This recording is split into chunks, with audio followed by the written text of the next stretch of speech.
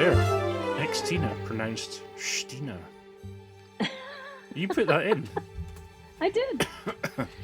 I did.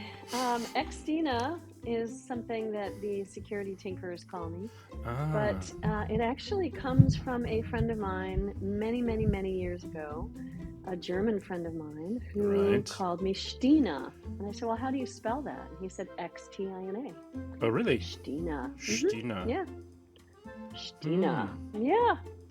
It's a great name. I think it's a great cosplay name as well, if you were kind of into that kind of stuff. You know, like Stina, Warrior Princess or something. I don't know. I'll run with that. Fine. Stina, Warrior Princess. I like that. Yeah, well, I'm just plain old Rory Duncan. Well, shall we do the intro then?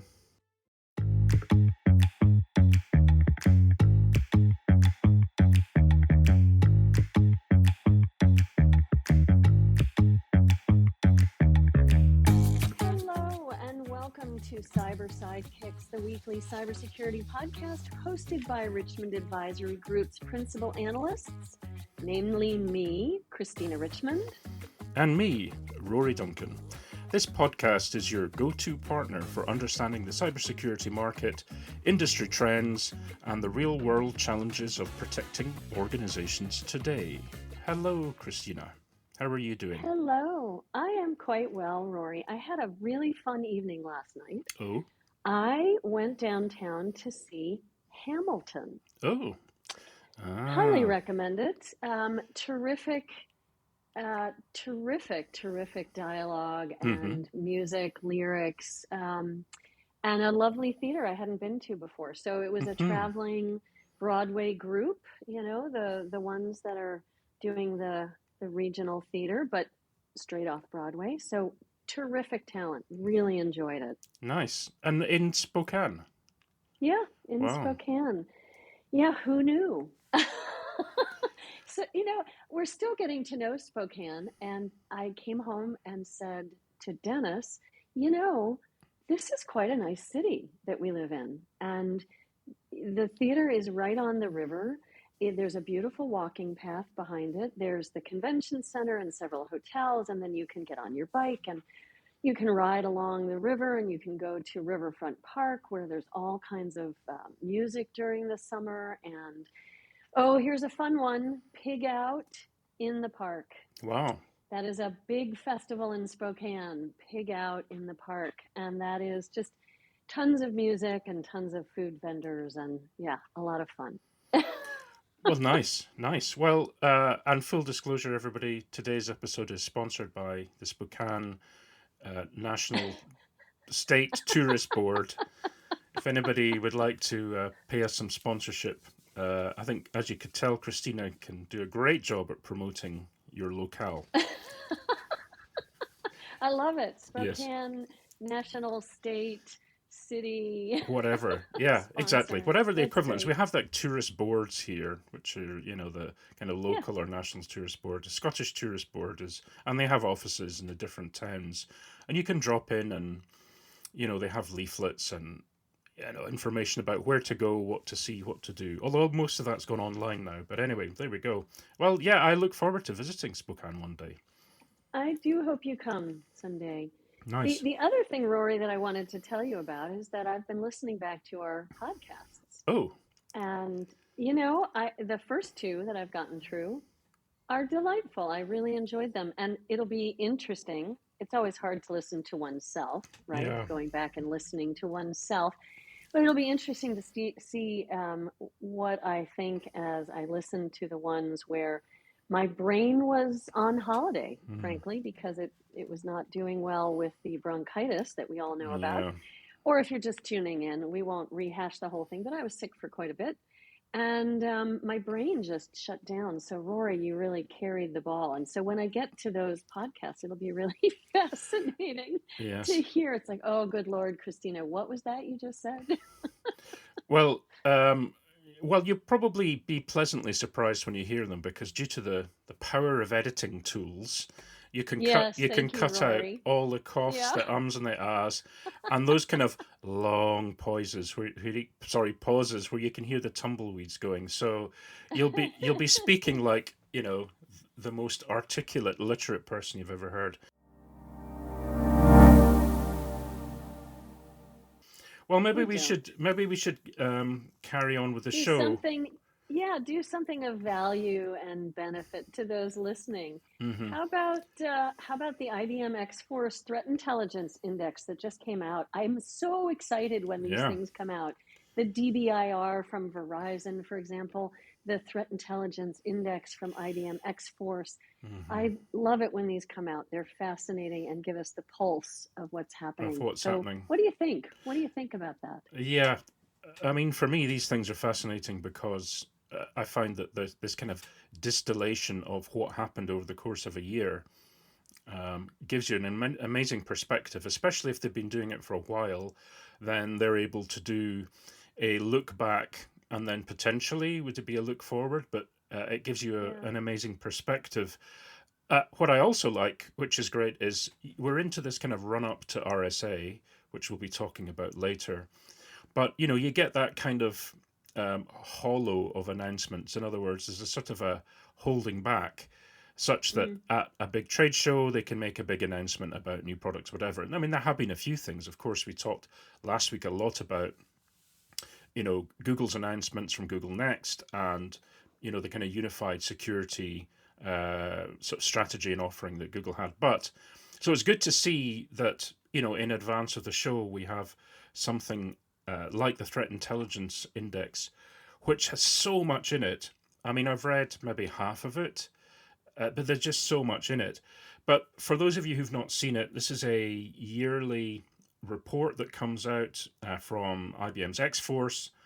They monitored over 150 billion security events. That's B for billion, B for billion. Security events Wow. per day in over 130 countries. And the great thing about this is it will give you a really deep dive into trends, what's happening, what they saw, what it means, and so on. And I have a few takeaways here that Mm-hmm. IBM provided, but I would recommend everybody to take a look at the report if you've got any interest in what's happening in the market, what the threat level is, and where it's coming from. I'll put a link in the show notes. So, some key takeaways, and it'd be great to get some of your kind of feedback or instant reaction to this, Christina. So, first of Mm-hmm. all, manufacturing is the number one targeted industry. No change there for 4 years in a row. So, manufacturing is the number one targeted industry. Yeah. Yeah. I think so. I haven't read as much as you've read of the report yet, but I was skimming it this morning and very excited to dip in and see some of the data. Well, excited is maybe not the right word. Horrified, Mm, terrified, paranoid, worried, but also excited because someone puts these figures down and tells us what they've seen in the rear view mirror. yeah, For years, I've also asked companies to tell us what they predict going forward. And many of these types of reports do just that now as well. But also, the past can be a predictor for the future. yeah. Because if you see a trend, like manufacturing is the number one targeted industry, and in this case, it says 4 years in a row. Well, if you saw that trend a couple of years ago, you'd be like, oh, here we go. It's going to continue for a little bit. Mm, Or the other one that they talk about is ransomware is on the decline. yeah. So, when you see a decline, you're like, okay, what is filling the hole now? What are the attackers using? So I'll get back to that. But with manufacturing, I am seeing a lot more in our current syndicated survey with manufacturing numbers being up. And for those who are just joining us, we have a syndicated AI security survey. We're analyzing the data. It is for our clients. We're giving little teasers here and there, but the clients really get the mother lode of data and insight. So join us, become a client. But that's my little plug. But I want to say that manufacturing it's one of those industries that for the last 20 years that I've been studying cyber, manufacturing was always behind in securing the digital world, partly because it air-gapped it. It kept it separate. They were not in the wild or out on the internet. They were very concerned about taking down their systems in their physical plants or infrastructure, because when you take something down, it stops production, it stops creation of your energy or your automobiles or whatever it is that manufacturing is involved in. It would stop that process, and they could not do it. Well, they have found workarounds because they had to go on to the network. They had to become digitally focused. And so I've tracked this for a couple of decades now. The change, I think, is that they are getting budget to look at lots of different security tools in the digital sphere that also work in the physical sphere. And that's the blending that we've been seeing of the OT, operational technology, the IoT, Internet of Things, critical infrastructure, and then the digital side of things. So it's been fascinating to watch manufacturing come up on the rise. And it really is about life and limb. It really is about production speed. And if they are being targeted for 4 years in a row, according to IBM, we will see increased budgets there naturally, and they will continue to invest in the tools that they need. So so interesting to see that one. Yeah. There were some other points. I won't go through them all, but some you mentioned, like ransomware making up 28% of malware cases, but an increase in identity-based attacks. So identity-based attacks are at 30% of total intrusions, which has increased. Perhaps it's not it's not earth-shattering. It's not a sort of revelation, but related to that, on one of the summary pieces in this report, they talk about, or IBM, talks about the rise in what they call campaign-oriented supply chain attacks. And they say, what we're seeing is the emergence of a categorically different kind of risk, one that seeks to exploit our growing reliance on interconnectivity and common digital services. And they mention the public cloud, for instance, the amount of data is on there. And I think they've pointed to this as if this reliance on interconnectivity and common digital services, they then point out how important the ecosystem is, saying, which I quite like, many sentries make a vital, more secure community. And I'm reminded of a group of meerkats, which they always have several on point or on stag looking around at any one point. Or, and I tend to always resort to animal kingdom analogies. There is in Africa where there's a tree that fruits constantly, and there's both the monkeys and the deer on the ground eat the fruit. The trouble is they have to watch out for leopards and lions, but each of them, the monkeys and the deer, keep an eye out and will shout a warning call that the other can understand. In other words, they're working together to alert of danger, even though, one is up the tree, one is on the ground, because the monkeys sometimes have to go to the ground and they don't run as fast as the deer. The deer can't see as long as far a distance because they're reliant on the monkeys up the tree to see things coming. So I thought that was interesting, the importance of the ecosystem. But what do you think, Christina? Well, first of all, I love your analogy. And you always have great stories, Rory. So that was fun to listen to, and that they're working together is fascinating. When I read the section that you're talking about in this report, the campaign-oriented supply chain attacks, right before that, they talked about Salt Typhoon. And we had called them out actually in our second episode. I just listened to it yesterday. And it just brought up the concern about this group because in 2024, this threat actor group compromised almost every major U.S. telco. Right. In addition to other countries targeting many different, telcos and companies in other countries, impacting supply chains, right? Impacting energy infrastructure, transportation, healthcare, the Change Healthcare hack that I talked about in the second episode was part of this, and other critical services. And it included some highly sensitive government systems. So, it just sort of brought up the concern that we had back then about hoping that our governments around the globe are really continuing to investigate Salt Typhoon and others like Salt Typhoon to make sure that these types of attacks, these coordinated campaigns, are disrupted. And when you talk about threat actors working together, it is very much the case where you have, people don't realize that nation states actually pay employees. Criminals also pay employees to show up at work. They get days off, they get vacation, they may even get a 401k or an IRA, I don't know. But they actually are much more professionalized than just the 400-pound hacker person that we used to portray sitting in his mother's bedroom, or not his mother's bedroom, but the 400-pound hacker sitting on a bed somewhere. Yeah, other family members are available. Family members, yeah. So I've kind of gone on and on about it, but did I answer what you were? You were talking about the coordinated impact. Did I come back around to that?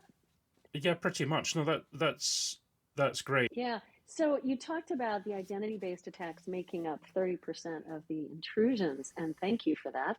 And when I said earlier that if ransomware is on the decline, what is filling the bucket now? Well, this stat from the IBM report gave me a shudder, a little shiver up the spine. The number of info stealers delivered via phishing emails is up by 84%.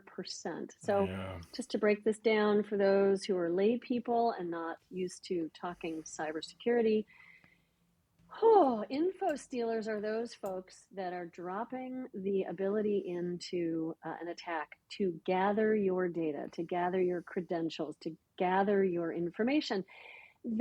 Attackers are now using credentials that they have gotten from us rather than doing brute force attacks. And a brute force attack is where they just keep using a computer program to, in a brute way, break open whatever it is they're trying to open, whether it's trying to find the password or find the name or get the missing information. The brute force is where they just are through that effort, that strong effort with a computerized, with a software program, they are breaking open whatever it is. But now they actually have the credentials. And what this means is that phishing emails are increasing in order to get those active credentials in order to then follow up with these identity-based attacks. Phishing emails, and we may have talked about this before, lead me to think about AI and how Gen AI is so useful to the attacker now because they can create phishing emails quite easily. They can do deep fakes and create information or sound bites or video that look exactly like the person they're targeting. So, doesn't surprise me, but it did send a shudder up my spine. Yeah, scary. So much more to talk about in this. If we had a couple of hours, we could probably skim the surface, but it's a great report. So folk, please download it if you can. I'll put the link in the show notes at the end. Let's segue then into the next section because we left off talking about AI and the new report this week in Security Week. Look, I'll say that again. So a new report in Security Week. Yeah, everybody is just like, blah. It's a Friday, hey, and actually it's Good Friday. So hooray! Friday is good anyway, and Good Friday is even better. So there you go. And it's Friday the 13th, isn't it? So does that cancel out the badness? So if it's Good Friday and it's Friday the 13th, double good. Oh really? It doesn't just make it. I don't know. It doesn't just make it Friday. maybe. Your guess is as good as mine. Okay, fine. Well, anyway, Security Week covered a story on AI hallucinations creating a new software supply chain threat. And we talked about supply chain threats in the past. It came up just earlier. We were talking about the report from IBM. But, it's a hot topic at the moment. And the use of AI as an offensive tool in this area has increased, using its scalability, capacity, etc. So, well, what I found interesting, Rory, can I jump in? Yeah, please jump in, because I'm literally lost for words. Yeah, it's okay. It's really an interesting article. This new software supply chain threat, they're calling package hallucinations. This particular name for package hallucination is called slop squatting. It's such a great name. It's a visceral. You get like there's a bunch of slop and we're just gonna just throw it in there. And anyway, I don't know where it comes from, but slop squatting occurs when the code that's generated by an LLM recommends or references a fictitious package. And none of the models are immune to this.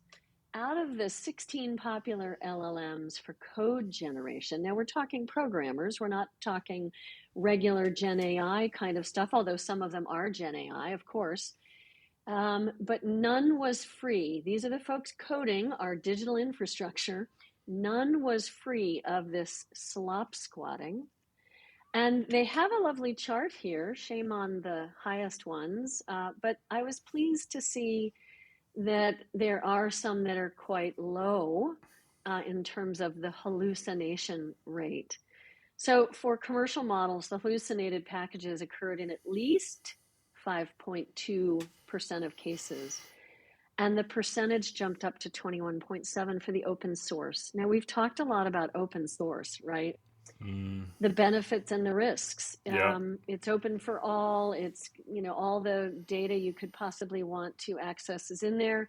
But where did it come from? What was the training that the model used? Was that also open source? Was it intellectual property that was liberated from somewhere else? We've had lots of discussions about this, but this is interesting from the perspective of folks like my son. He's a programmer. They use these tools to create the software for their organization. And what happens is they then unknowingly are persisting that slop squatting, that package hallucination out to an unknown number of new code without even knowing that they've perpetuated it. Now, there are certain tools that will pick up on it. I've mentioned reversing labs before. There are companies like Reversing Labs that can break apart your code down to the atomic level to do that software supply chain analysis to be able to tell you that something here is wrong. And so, but then you have to invest in another tool, right? So here we are. Yeah. The tool spread continues in cybersecurity. Yeah. It's a bit like app spread on your phone, isn't it? They kind of proliferate. So yeah, and I think just to add a bit there, now that I have got my words back, my brain is now engaged. Welcome the article back. Talks that it's a variation of the package confusion attack, which, so it's a kind of, this is what happens when you get, or you become reliant on AI without necessarily having the tools or the procedures in place to do the kind of checking, either at the time or afterwards. Right, it's an argument for keeping humans involved. Once again, yay! Humans need to stay involved. Well, and it's true because we have to help curate the content that the models are being trained on. So yay, humans. And that harks back to our conversation with Josh Ray of Blackwire AI and how you have to keep humans in the loop to curate good content. But then you also need the humans to think, oh my gosh, use our brains when we're using AI. If you look at your code that you've generated, you may not see something right away, but if you're testing it, as most do, you may see something that pops up and makes you think, No, exactly. And it's back to this argument about what do humans do once AI becomes as clever as we are. Well, I don't want to be a prompt engineer. That seems to be the thing that keeps coming back again and again and again. We are certainly cleverer than that. And the average person can still find connections, look at patterns, reason, have logic, and so on, that AI just does not have and will not have for many years. But anyway, we could talk about that again for many years. Yeah, we could. There was something in LinkedIn a friend posted about, let's use AI to do the dishes, not make art. And it was off the back of an article that somebody else had written about, I want AI to come in and clean my house and do the dishes, and so let's use AI to do the plumbing, the behind the scenes underground work, and we still get to use our brains, and we get to make art and be the thoughtful, literary creators, artistic creators, or in this case, the coders who are brilliant. Yeah. Exactly. And so the lesson is, folks, no vibe coding. Thank you very much. No vibe coding. Did we talk about vibe coding? Oh, I don't think so. Tell me about it. Ask Jessie about vibe coding. Okay. We won't go off on a tangent, but that's the latest thing. So we were talking about AI and these packages, the slop squatting. It leads me to think about companies like Splix AI, SPLX AI. I brought them up last week because they are one of the winners of the Pitch for Charity that the Security Tinkerers hosts every year at RSA. And Pitch for Charity is a worthy cause going to hack the code and let's see, Opnova I talked about last week, Gnostic I talked about last week, Living Security, Splix AI, and Turngate. Yeah, 5 different companies. And this is a charity event, folks. Okta and SentinelOne, thank you so much. They're donating a total of $100,000 to 2 amazing charities, CodePath and Hack the Hood. Calling all CISOs, calling all security professionals, please come check this out. The 5 final vendors will be pitching their wares in a very intimate, quiet setting. They each have about a half an hour. You can ask them any number of questions that you would like to. So let me just quickly talk about Splix AI. They do continuous AI red teaming, and they say it is the first step to secure AI. So that was a long way around to go from our slop squatting conversation to how do we secure AI? Well, we need continuous AI red teaming, and Splix AI does that. So that is interesting. I can't wait to hear about them and to get more detail on what they do. And I would love to hear more from them and see what they're all about. The other company that will be presenting or pitching is a company called Turngate.io. And what they talk about is we have too much noise. We all know this.